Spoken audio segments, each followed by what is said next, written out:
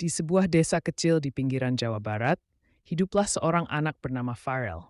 Usianya baru 10 tahun, tapi semangatnya bermain bola tak pernah padam. Setiap sore, ia berlari di lapangan tanah dengan bola butut peninggalan ayahnya, yang dulu juga pernah bermimpi jadi pemain bola. Sepatu Farel sering sobek, bahkan kadang ia bermain tanpa alas kaki.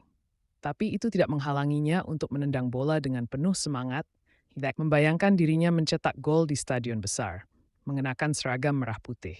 Suatu hari, seorang pelatih dari kota datang ke desanya untuk mengadakan seleksi pemain muda. Farel awalnya ragu, tapi dorongan dari ibunya membuat ia ikut mencoba. Dengan lincah, ia menggiring bola melewati pemain lain, menunjukkan insting dan keberanian luar biasa untuk anak seusianya. Pelatih itu terpukau. Farel kemudian diajak bergabung dengan akademi sepak bola di kota. Ia harus berpisah,